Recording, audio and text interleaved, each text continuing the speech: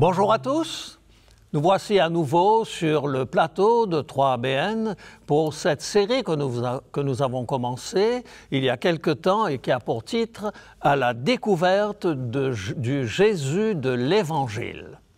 Nous avons choisi de laisser parler Jésus lui-même à travers les questions qu'il a posées une fois ou l'autre et qui nous ont été rapportées venant de la période de son ministère sur cette terre. Et le texte que nous avons choisi, la question que Jésus pose à un moment, c'est celle-ci: « Pourquoi m'as-tu abandonné ?» C'est une question extrêmement importante et qui a fait couler beaucoup d'encre, parce que Jésus est sur la croix et il est dans les derniers instants de sa vie. Il a prononcé en tout 7 paroles différentes alors qu'il était sur la croix. Et parmi les dernières qu'il va prononcer, il y a cette phrase où Jésus, s'adressant à son Père, va lui dire « Mon Dieu, pourquoi m'as-tu abandonné ?» Est-ce que Dieu avait abandonné Jésus sur la croix? Toute une théologie a été construite autour de cette idée. Plusieurs formes de pensée ont vu le jour, selon la partie d'humanité ou de divinité que l'on accordait à Jésus. Certains voyaient en Jésus un homme comme les autres, mais qui a été divinisé par ce qu'il a vécu, sa mort et sa résurrection. D'autres ont vu en Jésus un Dieu qui a toujours été un Dieu et dont la crucifixion sur la croix ne représente pas grand-chose parce que pour un Dieu, la souffrance ou quoi que ce soit d'autre ou la mort n'a aucune signification. Et puis il y a ceux qui ont voulu mettre d'un côté une parcelle de divinité ou une parcelle d'humanité, toute la question étant de savoir quel est le pourcentage d'humanité et quel était le pourcentage de divinité qui composait en quelque sorte la personne de Jésus. Peut-être y a-t-il une autre réponse que nous pourrions trouver dans les Écritures, car ce que l'Écriture nous dit ne doit pas forcément être interprété en termes d'addition. Jésus était 60% Dieu plus 40% homme. Mais nous pouvons aussi parler en termes de multiplication. 1 multiplié par 1 nous donne toujours 1. Jésus, lorsqu'il était sur cette terre, était pleinement Dieu et pleinement homme. Il a caché sa divinité sous son humanité et il a été sur cette terre comme un simple homme. C'est bien ce que dit l'épître de Paul aux Philippiens. « Ayez en vous les sentiments qui étaient en Jésus-Christ, lequel, existant en forme de Dieu, n'a point regardé comme une proie à arracher d'être égal à Dieu, mais il s'est dépouillé lui-même, se rendant obéissant, même jusqu'à la mort de la croix. » Dans l'épître aux Hébreux, nous allons avoir une idée semblable qui va nous être présentée. Il est question des souffrances de Jésus lorsqu'il était dans sa chair et qui a appris l'obéissance par les choses qu'il a souffertes. Étonnant que Jésus ait eu à apprendre l'obéissance, mais cette idée se comprend lorsque nous constatons que Jésus était pleinement homme lorsqu'il était sur cette terre. Et ça n'a pas été une mascarade de sa part, ça n'a pas été quelque chose d'artificiel. Il a vraiment vécu comme nous vivons, il a marché sur nos chemins, il a été fatigué comme nous le sommes, il a eu faim, il a eu soif, il a connu ce que l'être humain connaît de chaque jour de sa vie. Il a été pleinement homme. Et en tant qu'homme, sur cette terre, il a connu les mêmes tentations qui ont été les nôtres. Et lorsque l'Épître aux Hébreux nous dit qu'il a appris l'obéissance par les choses qu'il a souffertes, il faut comprendre que le péché, le mal, est inimitié contre Dieu. Le péché et le mal et Dieu ne peuvent cohabiter. C'est un peu comme le feu et l'eau. Vous ne pouvez pas faire cohabiter le feu et l'eau. Ou il y aura trop d'eau et le feu s'éteindra, ou il n'y aura pas assez d'eau et le feu fera évaporer l'eau, mais ils ne peuvent pas coexister, ils ne peuvent pas habiter ensemble. C'est cette inimitié qu'il y a entre le péché et Dieu. C'est bien la malédiction que Dieu prononce sur le serpent dans le jardin d'Éden. Je mettrai inimitié entre toi et la femme, entre ta postérité et sa postérité. Celle-ci t'écrasera la tête et tu la blesseras au talon. Il y a dans ce mystère de l'incarnation, il y a dans ce mystère de la vie de Jésus sur la terre et de sa résurrection, quelque chose dont la parole de Dieu nous dit que les anges veulent y plonger leur regard. Et c'est vrai que lorsque Dieu nous a créés, un des psaumes nous dit « Il nous a créés de peu inférieurs à Dieu ».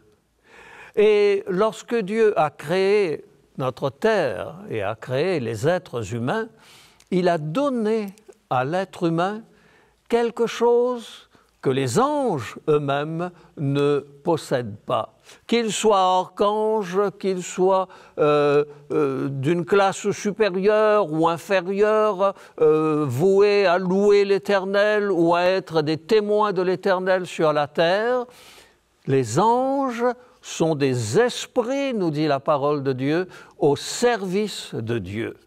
Des esprits au service de Dieu. Donc, si ce sont des esprits au service de Dieu, il y a une chose que l'homme, l'être humain possède et que les anges ne possèdent pas. Il n'y a pas d'école maternelle pour les petits des anges, pour les angelots. Les anges ne procréent pas. Et Dieu a donné à l'être humain, il a donné à la nature qu'il a créée sur cette terre, à tous les animaux, à la vie qu'il a donnée sur cette terre, il a donné la possibilité de créer. Et lorsqu'il est dit que Dieu créa l'homme à son image, à la naissance du premier enfant d'Adam et Ève, ce sera à leur image qu'un enfant aura été créé.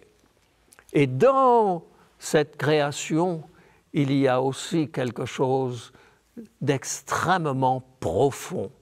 Les textes de la parole de Dieu sont si simples que parfois nous nous disons « c'est puéril ». Mais en réalité, avec des mots simples qui peuvent être compris par les êtres les plus simples de la famille humaine, Dieu révèle des éléments d'une très grande profondeur. Et ce mystère de la vie, ce mystère de la création également, ce que Dieu a fait de nous, lorsqu'il a dit qu'il nous a fait de peu inférieurs à lui-même, eh bien, c'est une situation particulière dans laquelle l'homme et la femme pouvaient choisir de mettre tous les dons que Dieu avait mis en eux au service de Dieu ou choisir de les utiliser d'une autre manière. Et c'est ce qui va se passer dans le Jardin d'Éden lorsque Adam et Ève seront confrontés à un contre-projet de la part du serpent. Est-ce que Dieu a bien dit que vous ne mangerez pas de tous les arbres du jardin? et Ève de répondre le plus simplement possible, nous pouvons manger de tous les arbres du jardin, sauf de l'arbre de la connaissance du bien et du mal. Car Dieu a dit que le jour où tu en mangeras, tu mourras. Et le serpent de dire, mais non, vous ne mourrez point. Vous serez comme des dieux, connaissant le bien et le mal. Vous atteindrez la perfection divine. On est donc devant un projet différent, celui de Dieu d'une part et celui de l'ennemi de Dieu, Lucifer, Satan, le diable ou le serpent ancien, comme nous le découvrons dans le livre de la Genèse. Et tout cela nous permet de prendre conscience également de ce que Dieu nous a fait comme don particulier. Et lorsque Jésus vient sur cette terre, il va faire en sens inverse le chemin qu'Adam a fait. Adam a été créé parfait, Ève a été créée parfaite. J'ai entendu un jour un commentaire d'une personne qui disait « Si Ève n'avait pas cultivé la mauvaise habitude de manger entre les repas, elle n'aurait jamais péché. » Écoutez, dans un monde parfait, il n'y a pas de mauvaise habitude.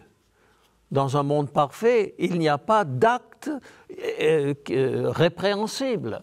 Dans un monde parfait, le péché n'a aucune prise. C'est d'ailleurs pour cela que le diable va s'introduire de manière à attirer Adam et Ève dans son terrain. Et ça va aller tellement loin que lorsqu'on lit le début du livre de Job, lorsque, à un certain moment, il y a un conseil universel dans le ciel, que les représentants des mondes qui n'ont pas péché se présentent devant Dieu. Parmi eux se présente Satan. Et Dieu lui dit « Mais d'où viens-tu, Satan ?» Et la réponse de Satan, très arrogante, sera de parcourir la terre et de m'y promener. Est-ce que vous allez vous promener dans le jardin de votre voisin? Est-ce que vous y versez vos ordures? Mais non, vous le faites chez vous, mais vous n'allez pas le faire chez les autres. Ce que Satan est en train de dire à Dieu, il est en train de dire « Mais je suis chez moi sur la terre. » Dieu lui dit « Non, ce n'est pas tout à fait vrai. As-tu vu mon serviteur Job? Il ne t'appartient pas. C'est un homme intègre, droit. » Et là, Satan va poser la question fondamentale. Est-ce d'une manière désintéressée que Job sert Dieu? Il dit à Dieu, tu l'as béni, par-dessus toute chose. Ses troupeaux couvrent le pays. Mais c'est normal qu'il te soit fidèle. Mais étends ta main, touche à ce qui lui appartient, et tu verras qu'il te maudit en face. C'est une des choses auxquelles, lorsque Dieu est confronté, il est limité par le respect de la liberté des êtres humains. Il nous a créés libres. Si je vous dis que je vous ai créés libres et qu'en même temps je vous interdis un certain nombre de choses, il n'y a pas vraiment de liberté. Et lorsque Dieu dit à Adam et Ève, je vous mets en garde contre une rupture de relation entre vous et moi, parce que le jour où il y aura cette rupture de relation entre vous et moi, vous mourrez. En d'autres mots, vous n'aurez plus cette source de vie. Si je m'amusais à débrancher l'une ou l'autre de ces caméras, la caméra mourrait. Elle ne pourrait plus remplir son rôle. Dieu n'a pas dit à Adam et Ève, je vous tuerai. Il a dit, vous mourrez, conséquence de votre séparation d'avec moi. Et par la suite de cela, Jésus viendra sur notre terre et Jésus fera le chemin inverse à celui qu'Adam et Ève avaient fait. Parmi les 7 paroles de Jésus sur la croix, il y a celle-là. « Mon Dieu, pourquoi m'as-tu abandonné ?» En fait, ce qui se passe sur la croix, c'est que toutes les puissances du mal, tous les démons, tous ceux qui se sont opposés à Dieu sont là, entassés devant Jésus. Et cette nuée d'anges déchus coupe la relation entre Jésus et son Père. Et il devra vivre seul, sans intercesseur. Parce que la grande différence qu'il y a entre Jésus et nous, c'est que lorsque Jésus est venu sur cette terre, il n'avait pas d'intercesseur. Nous avons un intercesseur auprès du Père qui est Jésus. Il a dû mener ce combat tout seul. Et le diable a tout fait pour pouvoir couper la relation entre Jésus et son Père. Mais ce qu'il faut savoir également, c'est que cette rupture de relation, que nous considérons parfois comme une sorte de faiblesse de dernière minute en Jésus, n'est pas en réalité ce que nous croyons. Lorsque nous prenons le livre des psaumes et que nous lisons le chapitre 21, nous constatons que cette phrase que prononce Jésus sur la croix, « Eloi, Eloi, Eli sabachthani », en d'autres mots, « Mon Dieu, pourquoi m'as-tu abandonné ?» Eh bien, ces mots, Jésus ne les invente pas sur la croix. Ces mots, Jésus ne les dit pas parce qu'il croit que son Père l'a abandonné. Ce plan du salut a été mis au point entre Dieu et Jésus dès la fondation du monde, nous dit la parole de Dieu. Mais quand il le dit, il ne fait que répéter les paroles de la prière pour les morts. Et dans ce psaume 22, verset 1er, « Mon Dieu, pourquoi m'as-tu abandonné et t'éloignes-tu sans me secourir ?» C'est la prière des morts. C'est la prière de ceux qui vivent les derniers instants de leur vie. Et lorsque Jésus dit cela, il sait qu'il est sur le point de mourir. Et quelques instants après, il poussera un grand cri et il rendra l'esprit. La mort de Jésus sur la croix, sa résurrection, sont la certitude pour chacun de nous que Dieu a ouvert un chemin pour nous. Il a pris sur lui la responsabilité du péché. Et bien souvent, nous mettons sur le dos de Dieu tout ce qui ne va pas. Qu'est-ce que j'ai fait au bon Dieu pour qu'il m'arrive ceci ou cela? Mais en réalité, le premier à souffrir du péché, c'est Dieu lui-même. Car lorsque Jésus est venu sur la croix, lui qui n'avait pas péché, c'est le premier qui va donc perdre la vie à cause du péché de l'humanité. Laissons le Seigneur travailler dans notre cœur et nous apprendre son amour. Mon Dieu, merci pour ta parole, merci pour ce projet de vie que tu as pour nous, merci d'être venu mourir à notre place pour que nous ayons la vie éternelle. Merci pour ce projet merveilleux que tu as voulu donner pour que nous échappions à une mort éternelle. Veuille que nous puissions être toujours reconnaissants pour cela, au nom de Jésus. Amen. Merci d'être restés des nôtres et nous allons maintenant avoir notre moment de questions-réponses et c'est Francine qui nous accompagne dans cette partie de notre programme et il faut reconnaître que le sujet est un peu intense, alors je suppose que tu vas avoir des questions intenses également. Oui, oui, il nous passe toutes sortes d'idées quand on entend des sujets. La première phrase que tu as abordée, c'était c'est Jésus qui disait « Mon Dieu, pourquoi m'as-tu abandonné ?» Ça m'a comme toujours interpellée, cette phrase-là. Tu dis, ça se peut pas que Dieu ait abandonné Jésus sur la croix. Pourquoi?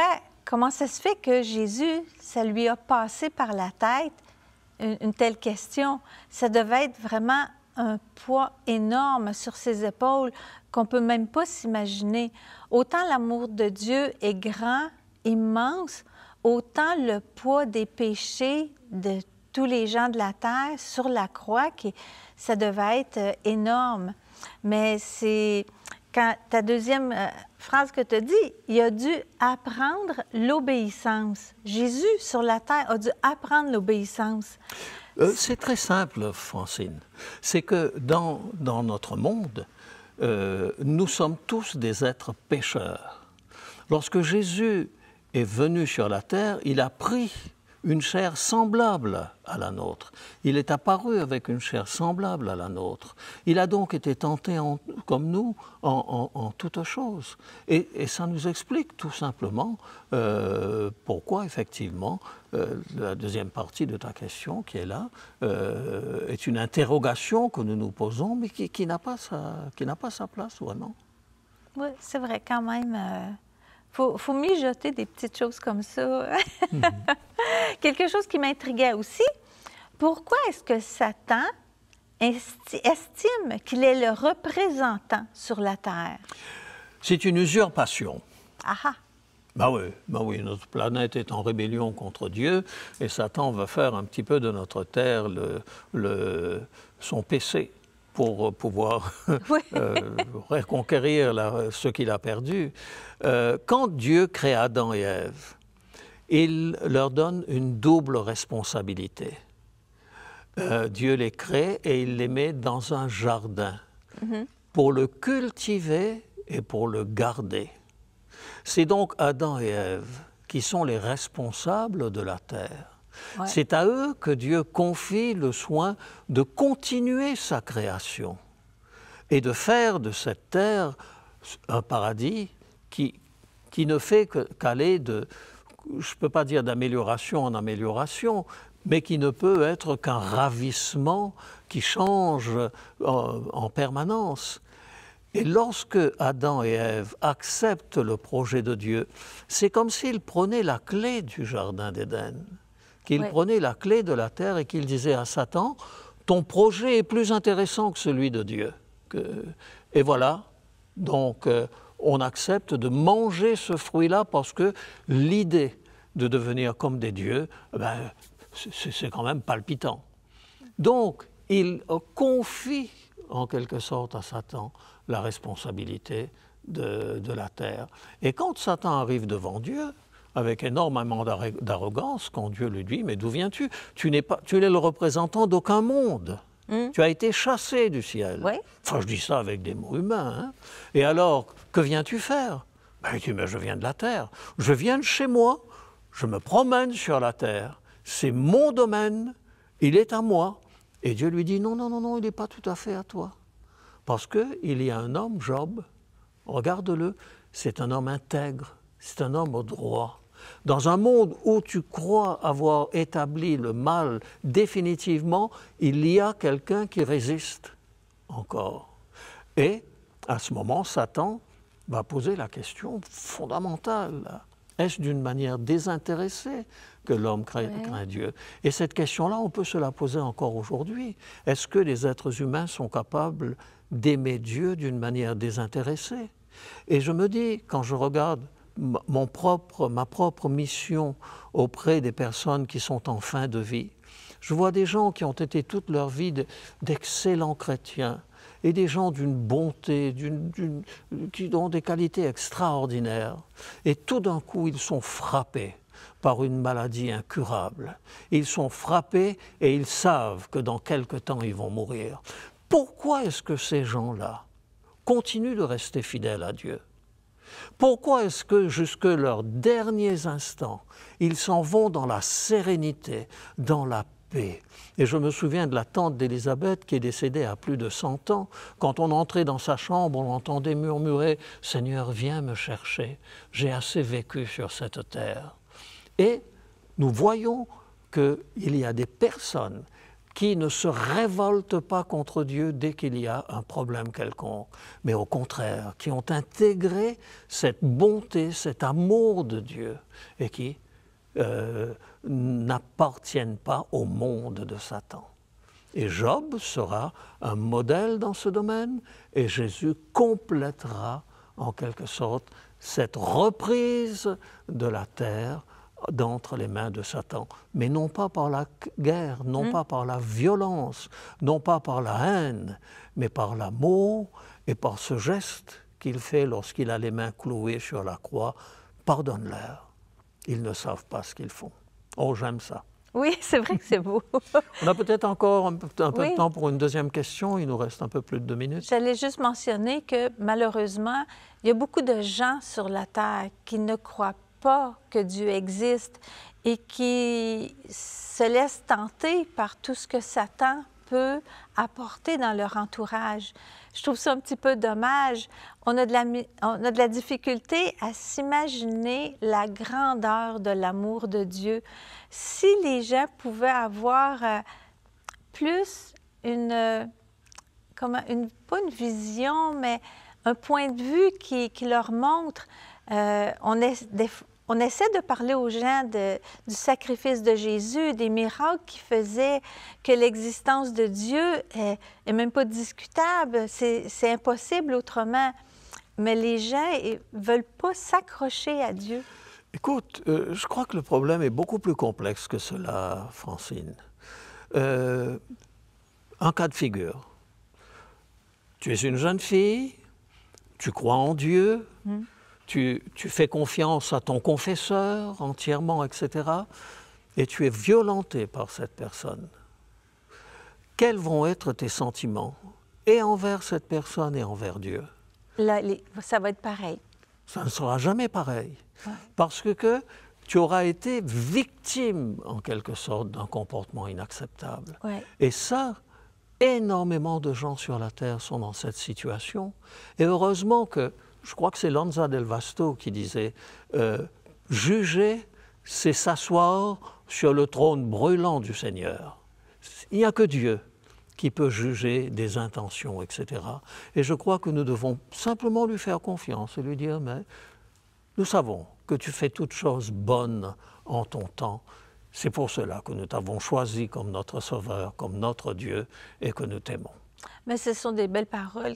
Quand tu dis qu'il n'y a que Dieu qui peut juger, c'est vrai que nous, il ne faut jamais penser, comprendre tout le comportement des autres. Tout à fait.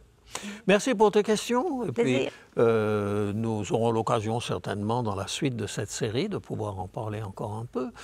Et je voudrais simplement me tourner vers les téléspectateurs et leur dire que ce thème que nous avons abordé est un thème extrêmement dense et qui philosophiquement va au fond des choses. Et je crois que cela mérite que nous y jetions un sérieux regard. Dieu nous aime, il veut notre bonheur et il veut nous sauver.